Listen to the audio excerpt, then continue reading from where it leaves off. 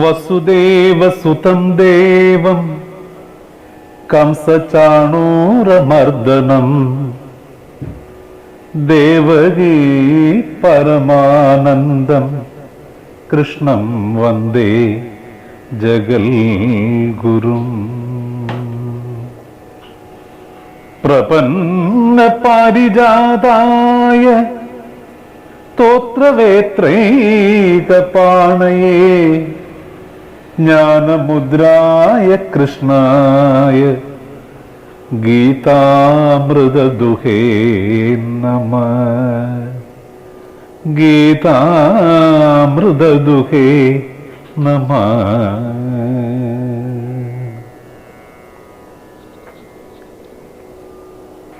സുഹൃത്തുക്കളായ സജ്ജനങ്ങളെ, വേദാന്ത സംസ്കൃത മതപാഠശാലയുടെ ആഭിമുഖ്യത്തിൽ നടത്തപ്പെടുന്ന ഭഗവത്ഗീത ജ്ഞാനയജ്ഞം ലോകമെമ്പാടുമുള്ള ഭക്തശ്രേഷ്ഠർ അതിനെ നിറഞ്ഞ താല്പര്യത്തോടുകൂടി ഭക്തിയോടുകൂടി ശ്രവിക്കുകയും പങ്കെടുക്കുകയും ചെയ്യുന്നു എന്ന് മനസ്സിലാക്കുന്നതിൽ വളരെയധികം സന്തോഷമുണ്ട്.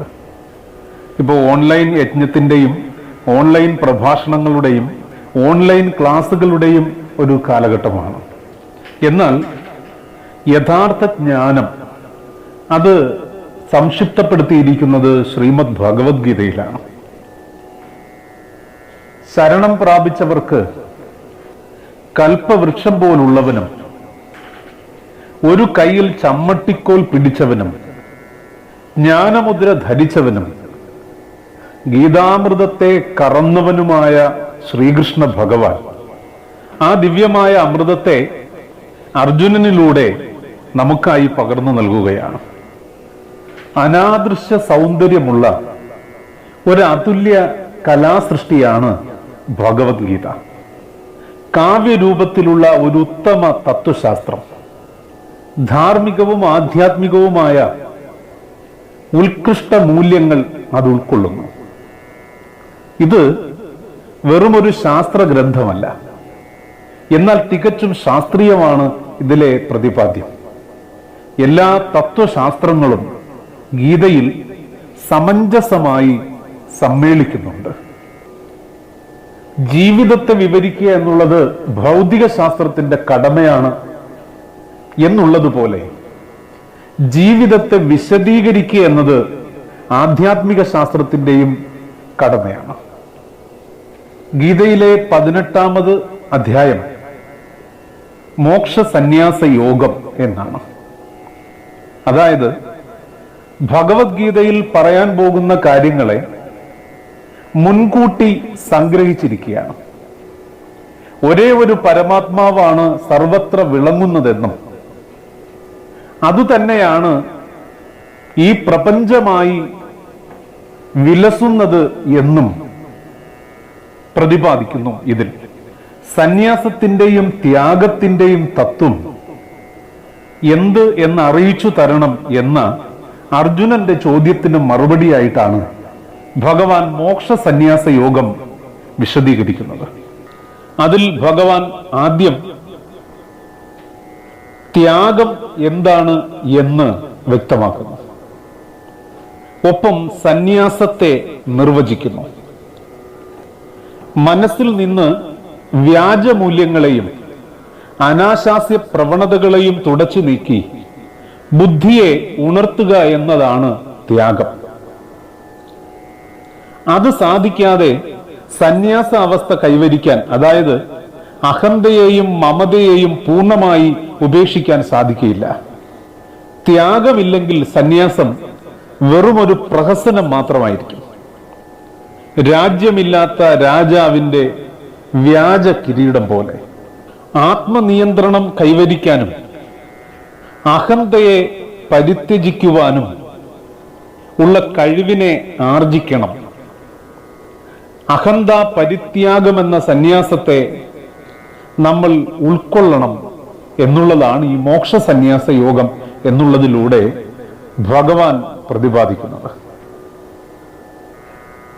മോക്ഷ സന്യാസ യോഗം 18ാം അധ്യായം 36ാം ശ്ലോകം. സുഖം തിദാനീം ത്രിവിധം ശൃണു മേ ഭരതർഷഭ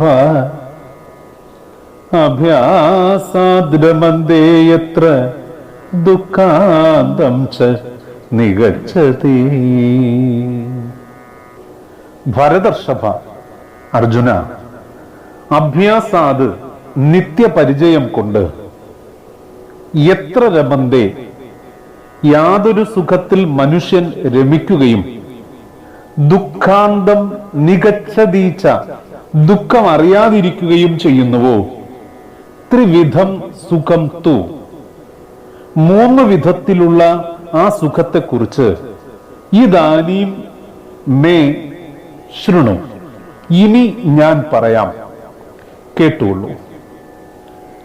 നമ്മൾ ഓരോരുത്തരും കർമ്മങ്ങൾ നിർവഹിക്കുന്നത് നമ്മുടേതായ അറിവിന് അനുസൃതമായിട്ടാണ്.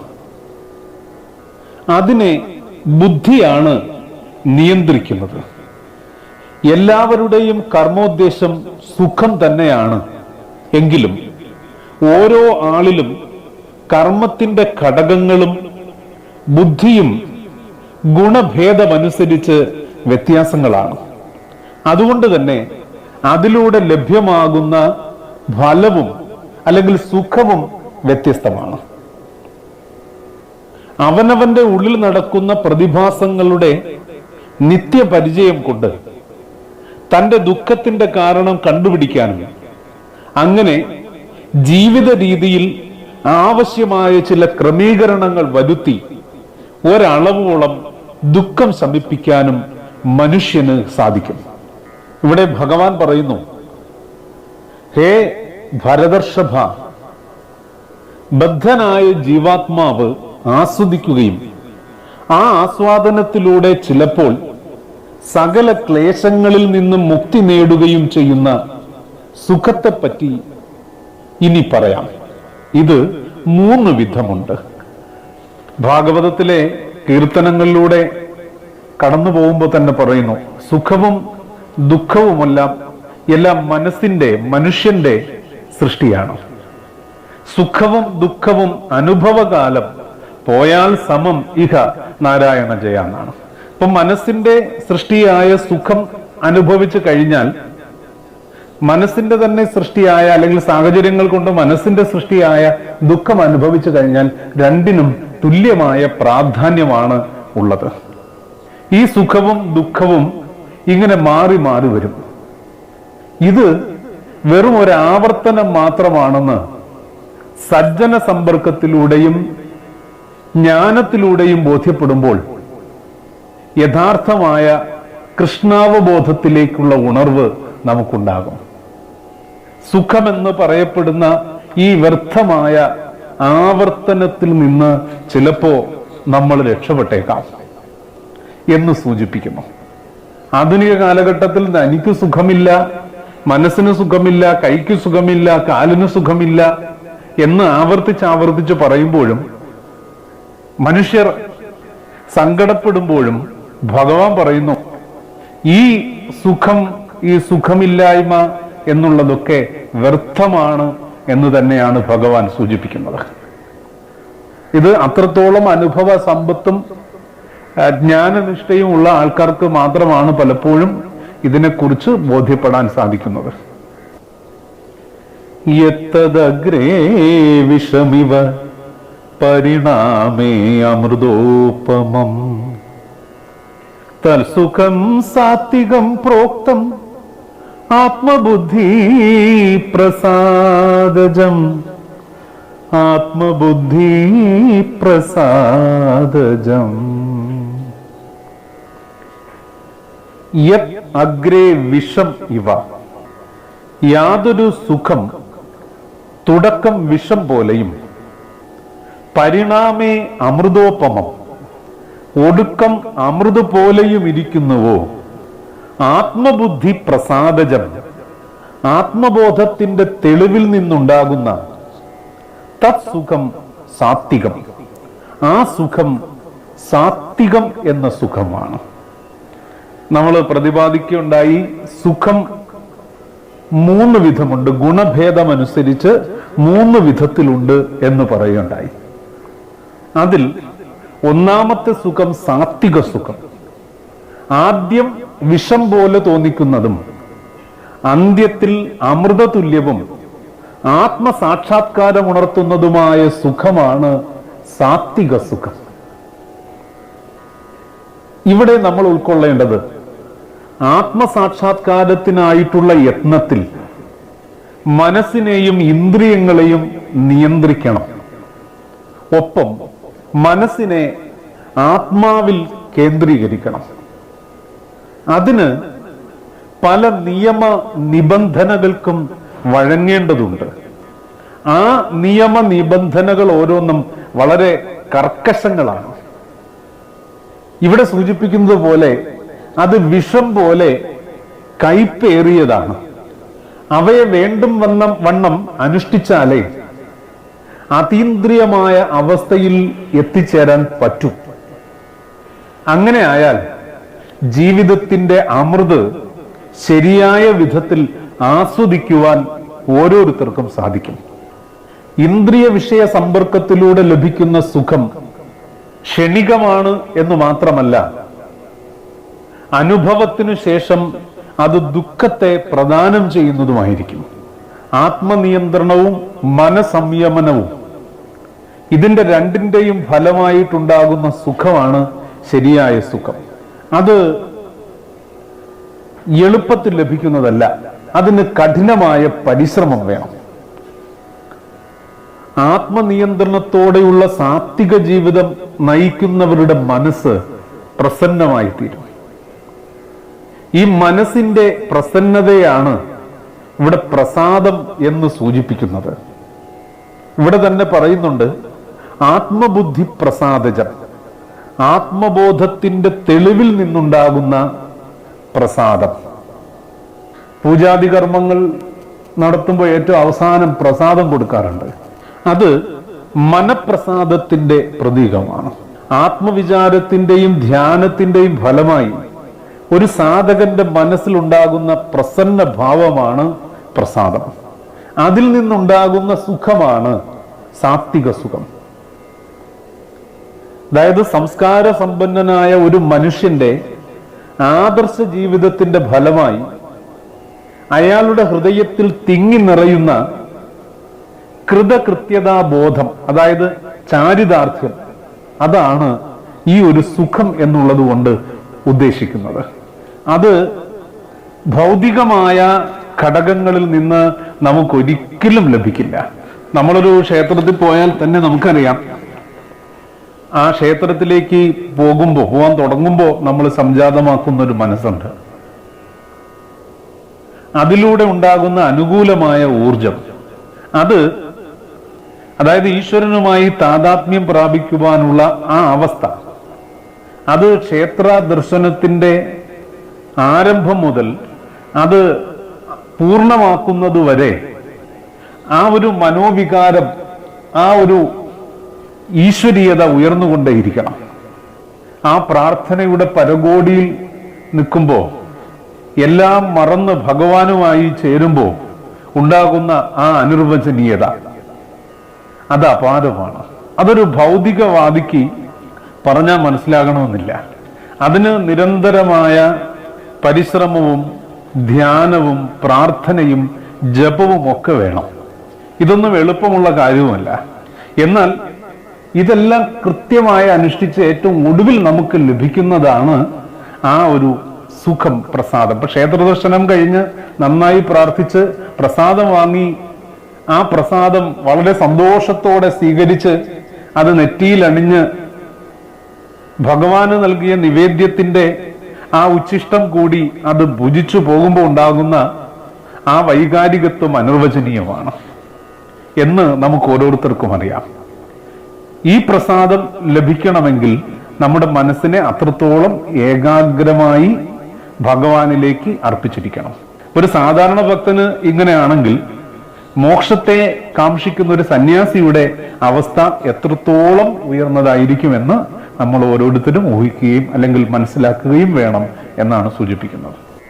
വിഷയേന്ദ്രിയ സംയോഗാത് യത്തദഗ്രേ അമൃതോപമം പരിണാമേ വിഷമിവ തൽ സുഖം രാജസം സ്മൃതം തത്സുഖം രാജസം സ്മൃതം.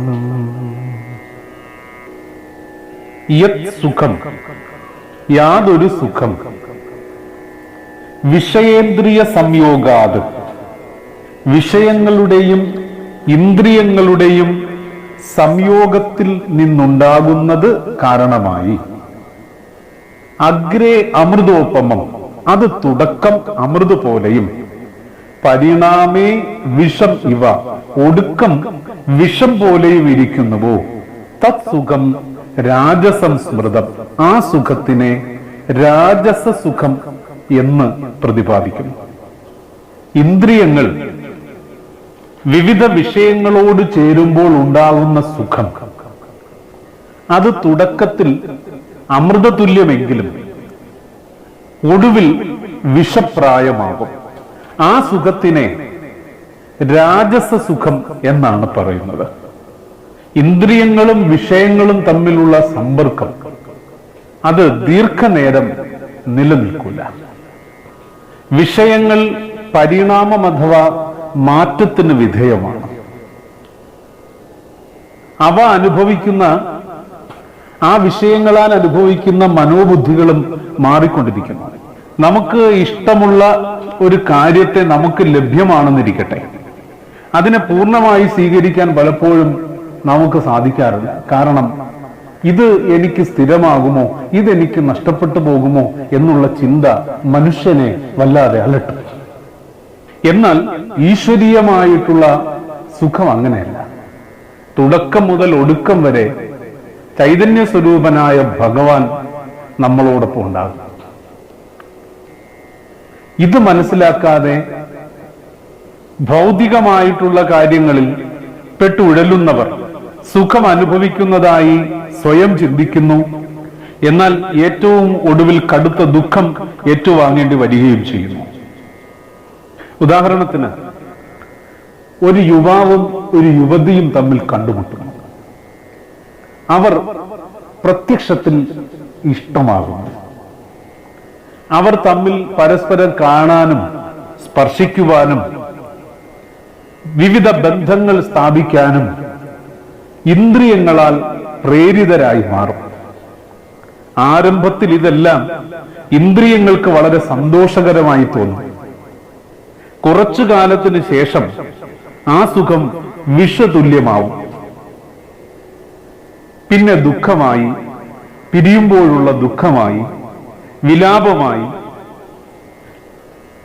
വിവിധ തരത്തിലുള്ള ചിന്തകളായി. അത്തരം സുഖം എപ്പോഴും രജോ ഗുണത്തിലുള്ളതാണ്. ഇന്ദ്രിയങ്ങളും വിഷയങ്ങളുമായിട്ടുള്ള സമ്പർക്കത്തിൽ നിന്നുളവാകുന്ന സുഖം ദുഃഖത്തിന് മാത്രമേ വഴിവെക്കൂ. എല്ലാ വിധത്തിലും അതിൽ നിന്ന് ഒഴിഞ്ഞു നിൽക്കുകയാണ് വേണ്ടത് എന്ന് സൂചിപ്പിക്കാനാണ് ഇവിടെ രാജസ സുഖത്തെക്കുറിച്ച് പ്രതിപാദിക്കുന്നത്. യദഗ്രേച്ഛാനുബന്ധേ ച സുഖം മോഹനമാത്മന നിദ്രാലസ്യ പ്രമോദാർത്ഥം തത്താമസ ഉദാഹൃതം. നിദ്രാലസ്യ പ്രമോദാർത്ഥം തൽ താമസം ഉദാഹൃതം. യത് സുഖം, യാതൊരു സുഖം, നിദ്ര ആലസ്യ പ്രമോദാർത്ഥം. നിദ്ര, ആലസ്യം എന്നിവ അല്ലെങ്കിൽ പ്രമാദം ഇവയിൽ നിന്നുണ്ടാവുന്നതും അഗ്രേച്ച അനുബന്ധേച്ച ആദ്യം മുതൽ അവസാനം വരെ ആത്മന മോഹനം ആത്മാവിനെ മയക്കുന്നതുമാണോ? തത് താമസം ഉദാഹൃതം. ആ സുഖമാണ് താമസം, താമസ സുഖം. ഇനി താമസ സുഖത്തെക്കുറിച്ചാണ് പറയുന്നത്. ആത്മദർശനത്തെ സംബന്ധിച്ചിടത്തോളം അന്ധവും ആദ്യം മുതൽ അവസാനം വരെ വ്യാമോഹഭരിതവും നിദ്ര, ആലസ്യം, പ്രമാദം ഇവയിൽ നിന്നു ജനിച്ചതുമായ സുഖമാണ് താമസ സുഖം. ആലസ്യവും നിദ്രയുമൊക്കെ പ്രതിപാദിക്കുന്നത് തമോ ഗുണത്തെയാണ്. എങ്ങനെ പ്രവർത്തിക്കണമെന്നും എങ്ങനെ പ്രവർത്തിച്ചുകൂടാ എന്നും അറിയാത്ത ഒരാളും താമസ സ്വഭാവത്തിലുള്ള ആളാണ്. ഈ സ്ഥിതിയിലുള്ളവർക്ക് വ്യാമോഹമാണുള്ളത്. അത് തുടക്കത്തിലും അന്ത്യത്തിലും സുഖം നൽകുന്നില്ല. കാരണം മനസ്സിന് ഉണർവില്ലല്ലോ. മനസ്സിന്റെ ഉണർവിൽ നിന്നുണ്ടാകുന്നതാണല്ലോ ആ സുഖം. നേരത്തെ സൂചിപ്പിക്കുകയുണ്ടായി, രാജസ സ്വഭാവത്തിലുള്ളവർക്ക് ആദ്യം ക്ഷണികമായൊരു സുഖം ഉണ്ടാവും, പിന്നെ ദുഃഖം ഉണ്ടാവും. എന്നാൽ താമസ സ്വഭാവിയെ സംബന്ധിച്ചിടത്തോളം ആദ്യവും അവസാനവും ദുഃഖം മാത്രമേ അനുഭവപ്പെടാറുള്ളൂ. അതായത് തെറ്റായ മൂല്യങ്ങളും വ്യാജമായ ആശയങ്ങളും കൊണ്ട് നമ്മുടെ ആധ്യാത്മിക വാസനയെയും സംസ്കാരത്തെയും ദുഷിപ്പിക്കുന്ന മനസ്സാണ് താമസികമായ മനസ്സ്. ഇവിടെ സൂചിപ്പിക്കുന്നത് നിദ്ര എന്ന് സൂചിപ്പിച്ചിട്ടുണ്ട്. ഇവിടുത്തെ നിദ്ര നമ്മൾ സാധാരണ നിലയിലുള്ള വെറും ഉറക്കമെന്നല്ല അർത്ഥം. തത്വബോധമില്ലായ്മയാണ് ഇവിടുത്തെ ഉറക്കം. അതായത് ആത്മമഹിമയെക്കുറിച്ച് ബോധമില്ലാത്ത മനുഷ്യൻ സുഖത്തിനായി നിസാര വിഷയങ്ങളുടെ പിന്നാലെ പായുന്നു. ഇവിടെ രണ്ടാമതായി സൂചിപ്പിച്ചിട്ടുള്ള ഒരർത്ഥം ആലസ്യം എന്ന് സൂചിപ്പിച്ചിട്ടുണ്ട്. നിദ്ര, ആലസ്യ, പ്രമാദ, ഉദ്ധം. അതിൽ ആലസ്യം എന്ന് പറയുന്നത് ശരിയായി ചിന്തിക്കാനും അഭിമുഖീകരിക്കുന്ന പ്രശ്നങ്ങളെ വേണ്ട പോലെ കൈകാര്യം ചെയ്യാനുമുള്ള കഴിവില്ലായ്മയാണ് ആലസ്യം. അത്തരത്തിലുള്ള ആൾക്കാർക്ക് ജീവിതത്തിൽ ഒരിക്കലും തൃപ്തി ഉണ്ടാവില്ല. അത്തരത്തിലുള്ള ആൾക്കാർ അവരുടെ സഹജ വാസനകൾക്ക് അനുസരിച്ച് ലക്ഷ്യബോധമില്ലാതെ അങ്ങിങ്ങ് അലഞ്ഞുകൊണ്ടേയിരിക്കും. അടുത്തൊരു പദം സൂചിപ്പിച്ചിട്ടുണ്ട്, പ്രമാദം. ജീവിതത്തില് ഓരോ വെല്ലുവിളി ഉയരുമ്പോഴും അതിനെ എങ്ങനെ നേരിടണമെന്ന് വിവേകബുദ്ധി ഓരോരുത്തർക്കും നിർദ്ദേശം തന്നുകൊണ്ടിരിക്കും. എന്നാൽ ചപല മനസ്സുള്ള ആൾക്കാര് അതിന് വഴങ്ങാതെ ആ തന്നിഷ്ടം കാട്ടും.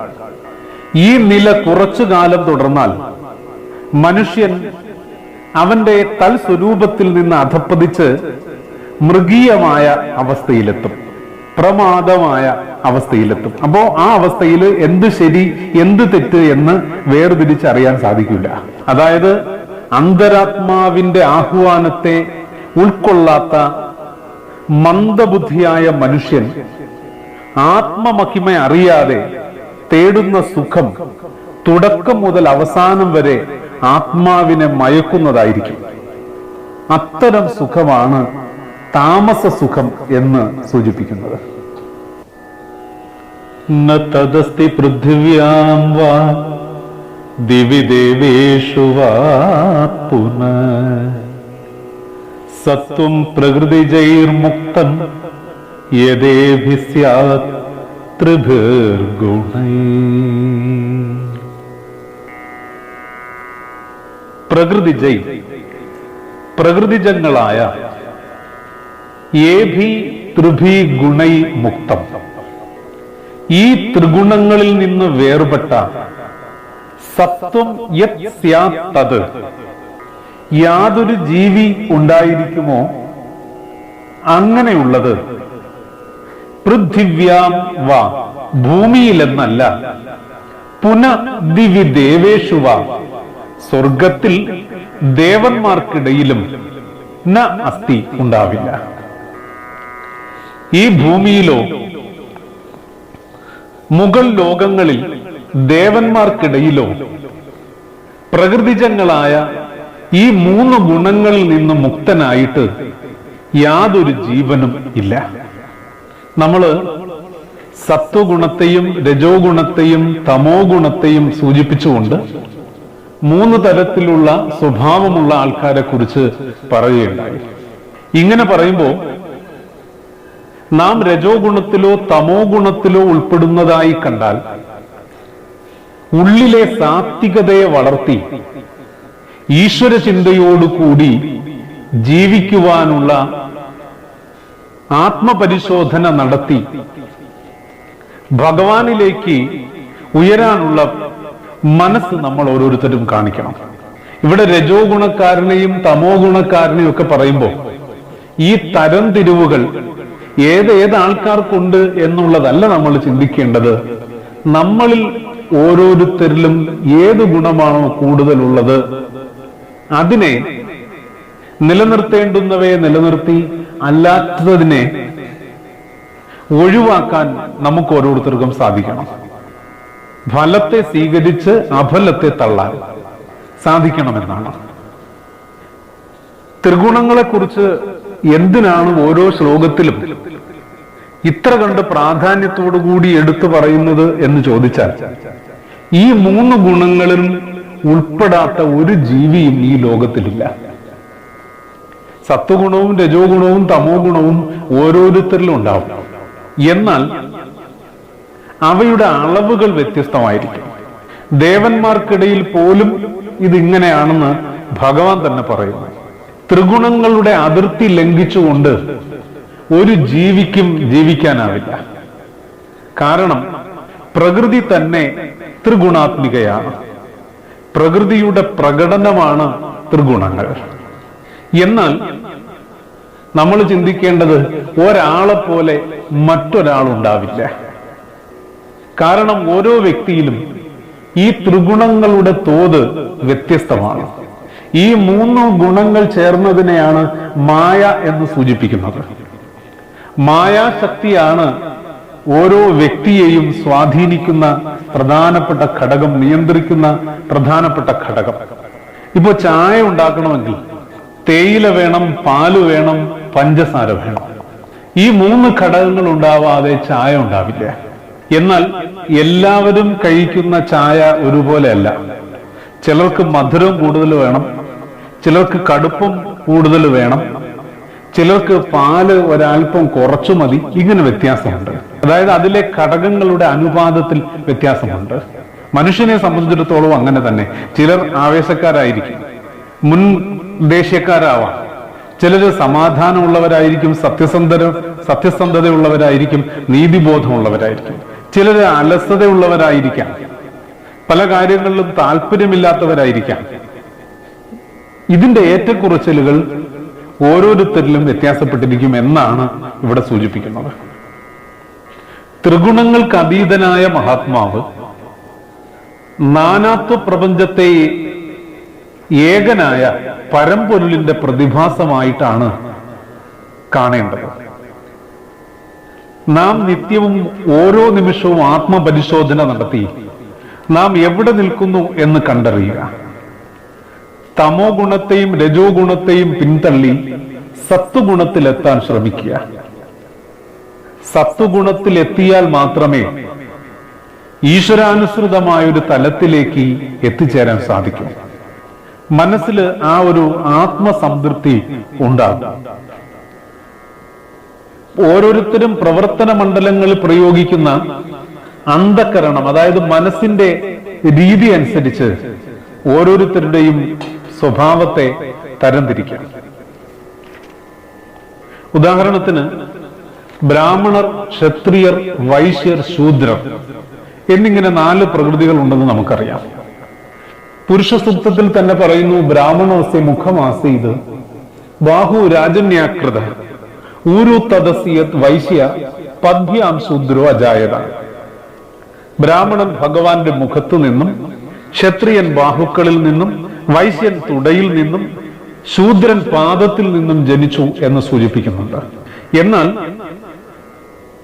ത്രിഗുണങ്ങളുടെ പ്രത്യേക സ്വഭാവം നോക്കി ഇവരെ നമുക്ക് ഓരോന്നോരോന്നായി പ്രതിപാദിക്കാം. ഭഗവാൻ പറഞ്ഞതുപോലെ ചാതുർവർണ്ണ്യം മയാ സൃഷ്ടം ഗുണകർമ്മ വിഭാഗച. ഈ വർണ്ണങ്ങൾ ഓരോന്നും പാരമ്പര്യമോ ജന്മമോ നോക്കിയല്ല, ഗുണങ്ങളുടെയും അവൻ ചെയ്യുന്ന കർമ്മങ്ങളുടെയും അടിസ്ഥാനത്തിലാണ് ഇവരെ തരംതിരിച്ചിട്ടുള്ളത്. അങ്ങനെയാണെങ്കിൽ ശാസ്ത്രത്തിൽ ഇവരെ തരംതിരിച്ചിരിക്കുന്നത് എങ്ങനെയെന്ന് നോക്കാം. ബ്രാഹ്മണരെ കുറിച്ച് പറയുമ്പോൾ അധികം സത്വഗുണവും കുറച്ച് രജസും അല്പം തമസും ചേർന്നവരാണ്. ആ സത്വഗുണ പ്രകൃതിയിൽ നിന്നാണ് ഈശ്വരോപാസന ഉണ്ടാകുന്നത്, ധ്യാനമുണ്ടാകുന്നത്, ജപമുണ്ടാകുന്നത്, ആത്മനിഷ്ഠ ഉണ്ടാകുന്നത്. കൂടുതൽ അറിവ് നേടണം എന്ന ചിന്തയും ഈ അറിവ് ലോകനന്മയ്ക്ക് വേണ്ടി പ്രയോജനപ്പെടുത്തണമെന്ന മനസ്സും സാത്വിക ഗുണത്തിൽ നിന്ന് അല്ലെങ്കിൽ സത്വഗുണത്തിൽ നിന്നും ഉണ്ടാകുന്നതാണ്. അങ്ങനെയുള്ളവരെയാണ് ബ്രാഹ്മണർ എന്ന് സൂചിപ്പിക്കുന്നത്. ക്ഷത്രിയെ കുറിച്ച് പറയുമ്പോൾ അധികം രജോ ഗുണവും കുറച്ച് സത്വവും അല്പം തമസ്സും ചേർന്നവർ. രജോ ഗുണം കൊണ്ട് രാജ്യത്തെ സംരക്ഷിക്കണം. രാജ്യത്തെ സംരക്ഷിക്കുന്ന ആൾക്കാരെ സംബന്ധിച്ചിടത്തോളം അവരെപ്പോഴും ജാഗരൂകരായിരിക്കണം. ആ ജാഗ്രത ഉളവാക്കപ്പെടണമെങ്കിൽ രജോ ഗുണം വേണം. അതുകൊണ്ടാണ് ക്ഷത്രിയർക്ക് അധികം രജോ ഗുണം, കുറച്ച് സത്വം. എന്തിനാണ് ആ സാത്വികത വേണ്ടത്? ഞാൻ ചെയ്യുന്ന കർമ്മം പെറ്റമ്മയും തുറന്ന നാടും സ്വർഗത്തേക്കാൾ ശ്രേഷ്ഠമാണ് എന്ന ചിന്തയ്ക്ക് ആധാരമാണ് ഈ ചെയ്യുന്ന കർമ്മം എന്നുള്ള ആ അടിസ്ഥാന ചിന്ത അവരിൽ ഉണ്ടാകണമെന്നാണ്. അതുകൊണ്ട് ആ സത്വബോധം വേണം. എന്നാൽ അല്പം തമസും വേണം. മൂന്നാമത് വൈശ്വരെ സംബന്ധിച്ചിടത്തോളം അധികം രജോ ഗുണവും കുറച്ചു തമസും അല്പം സത്വവും ചേർന്നവരായിരിക്കും. ഉൽപ്പാദിപ്പിക്കപ്പെടുന്ന സാധനങ്ങൾ ഒരിടത്തു നിന്ന് മറ്റൊരിടത്തേക്ക് എത്തിക്കുവാനും അത് വിപണനം ചെയ്യുവാനുമുള്ള ഉത്സാഹം അവരിൽ ഉണ്ടാകണം വൈശ്യർക്ക്. ഒപ്പം ആ ഒരു സുഖലോലുപമായ മനസ്സ്, തമസ്, അല്പം സത്വവും ചേർന്നവരായിരിക്കണം. ശൂദ്രരെ സംബന്ധിച്ചിടത്തോളം പറയുന്ന അധികം തമോ ഗുണമുള്ളവർ, കുറച്ച് രജസ്സുള്ളവർ, അല്പം സത്വം ചേർന്നവർ, അധികമായ ഭൂമിയുടെ ഉടമകൾ, ആ ഭൂമിയിൽ കൃഷി ചെയ്ത് ഒട്ടേറെ വിളകൾ ആർജിക്കേണ്ടുന്നവർ, അതിനെ മറ്റുള്ളവർക്ക് കൂടി നൽകി ഭുജിച്ച് തൃപ്തി അടയേണ്ടുന്ന സ്വഭാവമുള്ളവർ, അധികം തമോ ഗുണമുള്ളവർ. ആ തമോ ഗുണത്തോടൊപ്പം ജോലി ചെയ്യാനുള്ള മനസ്സ്, ഉണർവ്, അതായത് രജോ ഗുണം, ഒപ്പം സത്വഗുണം ചേർന്നവർ ശൂദ്രർ. ഇങ്ങനെയാണ് പ്രതിപാദിക്കുന്നത്. ഈ വിഭജനം ലോകത്തിൽ എല്ലാ സ്ഥലത്തും ഉണ്ട്, എല്ലാ കാലഘട്ടത്തിലും ഉണ്ട്. പക്ഷെ പേര് ബ്രാഹ്മണനെന്നോ ക്ഷത്രിയനെന്നോ വൈശ്യനെന്നോ ആയിരിക്കില്ല എന്നേ ഉള്ളൂ. ആധുനിക കാലഘട്ടത്തിലേക്ക് വന്നാൽ ചിന്തകന്മാർ, രാഷ്ട്രീയ നേതാക്കൾ, മുതലാളികൾ, തൊഴിലാളികൾ എന്നിങ്ങനെ വരും. ഗീത പരിശോധിക്കുമ്പോൾ ഭഗവാൻ എന്തിന് ഇത് അർജുനനോട് സൂചിപ്പിച്ചു എന്നതിനെ നമ്മൾ ഉൾക്കൊള്ളുമ്പോൾ അർജുനൻ ക്ഷത്രിയനാണ്. ധർമ്മ സംരക്ഷണം ക്ഷത്രിയന്റെ കടമയാണ്. അതിന് വേണ്ടി വന്നാൽ യുദ്ധം ചെയ്യാൻ അർജുനൻ മടിക്കരുത്. യുദ്ധഭൂമി വിട്ട് തപോവനത്തിൽ പോയി ധ്യാനം അഭ്യസിക്കാൻ അയാൾ ഇപ്പോൾ അർഹനല്ല. രജോ ഗുണവും തമോ ഗുണവും ക്ഷയിച്ച് സത്വഗുണം ഉണർന്നാൽ മാത്രമേ അയാൾക്ക് ആധ്യാത്മികമായി ഉയരാൻ സാധിക്കൂ. ഇപ്പോഴത്തെ നിലവെച്ചു നോക്കിയാൽ അദ്ദേഹത്തിന്റെ സ്ഥാനം കർമ്മഭൂമിയിലാണ്, തപോവനത്തിലല്ല. യുദ്ധക്കളത്തിൽ വെച്ച് വേണം അയാളുടെ രജസ്സും തമസും ക്ഷയിക്കാൻ എന്നുള്ളതാണ്. ഒരു മനുഷ്യനെ ഉത്കൃഷ്ടനെന്നോ നികൃഷ്ടനെന്നോ വേർതിരിക്കുന്നത് തൊലിയുടെയോ തലമുടിയുടെയോ ഒന്നും നിറം നോക്കിയല്ല, അയാളുടെ പ്രവൃത്തിയും സ്വഭാവവും നോക്കിയാണ് എന്ന് സൂചിപ്പിക്കുന്നു. ഗുണങ്ങളെ പരിശോധിച്ച് നോക്കുമ്പോൾ ഒരാൾ സാത്വികൻ എന്ന് പറഞ്ഞാൽ സത്വഗുണം മാത്രമേ അയാളിൽ ഉള്ളൂ എന്നുള്ളതല്ല, സത്വഗുണമാണ് അയാളിൽ മുന്നിട്ട് നിൽക്കുന്നത് എന്നാണ് അർത്ഥം.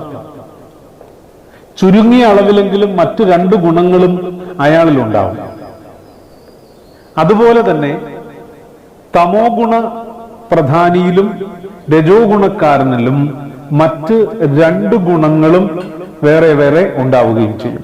അളവിൽ മാത്രമേ വ്യത്യാസം ഉണ്ടാവുകയുള്ളൂ. ഇന്ന് ഭാരതത്തിൽ നിലവിലുള്ള വർണ്ണ വിവേചനത്തിന് അതിന്റെ അർത്ഥം നഷ്ടപ്പെട്ടു പോയിരിക്കുകയാണ്. ജന്മത്തെ അടിസ്ഥാനമാക്കി ഒരു വ്യക്തിയുടെ വർണ്ണം തീരുമാനിക്കപ്പെടുന്നു. ഒരു യഥാർത്ഥ ബ്രാഹ്മണൻ സംസ്കാര സമ്പന്നനായ സാത്വികനായിരിക്കും, ആത്മനിയന്ത്രണവും മനസ്സംയമനവും നേടിയവനായിരിക്കും, ധ്യാനത്തിലൂടെ പരമാത്മ ദർശനം സിദ്ധിച്ചവനായിരിക്കും. എന്നാൽ പലപ്പോഴും ബ്രാഹ്മണ കുലത്തിൽ ജനിച്ചു എന്നതുകൊണ്ട് മാത്രം താൻ ബ്രാഹ്മണനാണ് എന്ന് അഭിമാനിക്കുന്നു. അതുകൊണ്ട് തന്നെ അയാൾക്കൊരു ബ്രാഹ്മണന് ലഭിക്കേണ്ടുന്ന ആദരവ് ലഭിക്കുന്നില്ല. കാരണം അത് അർഹിക്കാൻ അയാൾ പ്രയത്നം ചെയ്യുന്നില്ല. അതുപോലെ തന്നെ ക്ഷത്രിയന്റേതായിട്ടുള്ള ഗുണങ്ങളുണ്ട് എന്നുള്ളത് കൊണ്ടാണ്. വൈശ്യനും ശൂദ്രനും ഒക്കെ അങ്ങനെ തന്നെ. എന്നാൽ ഇന്നത്തെ കാലഘട്ടത്തിൽ ഉന്നത കുല ജാതനാണ്, ഉന്നത കുല ജാതയാണ് എന്നുള്ളതിന്റെ പേരിൽ അഭിമാനിക്കുകയും അഹങ്കരിക്കുകയും ചെയ്യുന്ന വികൃതമായ പ്രവണത കണ്ടുവരുന്നുണ്ട്. ഭഗവാൻ ഗീതയിലൂടെ മേൽപ്പറഞ്ഞ ശ്ലോകങ്ങളിലൂടെ, തുടർന്ന് വിവരിക്കപ്പെടുന്ന ശ്ലോകങ്ങളിലൂടെ അർജുനനെ ഉപദേശിക്കുന്നത് എന്തെന്നാൽ, അല്ലെങ്കിൽ അർജുനനിലൂടെ നമ്മളെ ഉപദേശിക്കുന്നത് എന്തെന്നാൽ, ഓരോരുത്തർക്കും അനുയോജ്യമായിട്ടുള്ള ഗുണങ്ങളെ ഉയർത്തി ആ ധർമ്മത്തിൽ ഉറച്ചു നിൽക്കുവാനും ഈശ്വരാനുസൃതമായി ജീവിക്കണം എന്നുള്ളത് കൊണ്ടുമാണ് ഈ കാര്യങ്ങൾ വ്യക്തമാക്കുന്നത്. ദൗർഭാഗ്യവശാൽ ഈ കാലഘട്ടത്തിൽ മനുഷ്യർ ജാതിയുടെയും മതത്തിന്റെയും വർണ്ണത്തിന്റെയും വർഗത്തിന്റെയും ഒക്കെ അടിസ്ഥാനത്തിൽ വേർതിരിക്കപ്പെടുകയും സവർണനെന്നും അവർണനെന്നും ഒക്കെയുള്ള ചിന്ത വർദ്ധിക്കപ്പെടുകയും അത് വിദ്യാസമ്പന്നരിൽ പോലും പ്രകടമാക്കപ്പെടുകയും ചെയ്യുന്നു. എത്ര വിദ്യ നേടിയാലും, എത്ര പാശ്ചാത്യ പൗരസ്ത്യ സംസ്കാരങ്ങളെ താദാത്മ്യപ്പെടുത്തി ഉയർന്നതെന്ന് നടിച്ച് ജീവിച്ചാലും മനുഷ്യനിൽ ഈ ഗുണങ്ങൾ, പ്രത്യേകിച്ചും സത്വഗുണം ഉണർന്നില്ലെങ്കിൽ ആ ആളിന്റെ ജീവിതം കൊണ്ട് യാതൊരു പ്രയോജനവുമില്ല എന്ന് ഇവിടെ വ്യക്തമാക്കുകയാണ്. സത്വഗുണത്തെ ഉണർത്തിക്കൊണ്ട് ഓരോരുത്തരും അവരവരുടേതായ ധർമ്മത്തെ അനുഷ്ഠിച്ചുകൊണ്ട് ഈശ്വരോപാസന നടത്തി ഈശ്വരീയതയിലേക്ക് ചേരാൻ, ഭഗവാൻ എന്ന മഹാസാഗരത്തിലേക്ക് ലയിക്കുവാൻ, ആ മഹാസാഗരത്തിന്റെ ഭാഗമായി തീരാൻ ഇവിടെ ഭഗവാൻ അർജുനനിലൂടെ നമ്മളെ ഓരോരുത്തരെയും ഉപദേശിക്കുകയാണ്. അതായത് നല്ല ഗുണസമ്പന്നരായി മാറാനാണ് ഭഗവാൻ ഇങ്ങനെ പറയുന്നത്. ജന്മം കൊണ്ടോ കർമ്മം കൊണ്ടോ സമ്പത്ത് കൊണ്ടോ ഒന്നും ഒരാൾ മികച്ചവനായി മാറുന്നില്ല. അപ്പൊ അതുകൊണ്ട് ഭഗവത് ചിന്തയെ വർദ്ധിപ്പിച്ച് നന്മ ഉള്ള മനസ്സുകൾ ഉള്ളവരായി മാറാൻ, നന്മയുടെ സംസ്കാരത്തെ വർദ്ധിപ്പിക്കുവാൻ ഗീതാദർശനം കൊണ്ട് സാധ്യമാകണമെന്നാണ് ഈ അവസരത്തിൽ പ്രതിപാദിക്കാനുള്ളത്. ആധുനിക കാലഘട്ടത്തിൽ ഏറ്റവും അത്യന്താപേക്ഷിതമായ ഒന്നാണ് ഗീതാദർശനം. അത് ബ്രാഹ്മണ, ക്ഷത്രിയ, വൈശ്യ, ശൂദ്രാദികളെന്നോ ഇസ്ലാമെന്നോ ക്രിസ്ത്യാനിയെന്നോ ഉള്ള ഭേദമില്ലാതെ എല്ലാ സഹോദരങ്ങളും അതിനെ ശരിയായി പഠിക്കുകയും ഇവിടെ നിന്ന് ഓരോ പ്രഭാഷകർ പറഞ്ഞു തരുന്ന അതിന്റെ വിശദീകരണം കാലിക പ്രസക്തിയോടുകൂടി തന്നെ നമ്മൾ ഓരോരുത്തരും മനസ്സിലാക്കുകയും ചിന്തിക്കുകയും ചെയ്യണമെന്ന് വിനയപുരസ്സരം ഭക്തി ആദരപൂർവ്വം ഓർമ്മിപ്പിക്കുകയാണ്.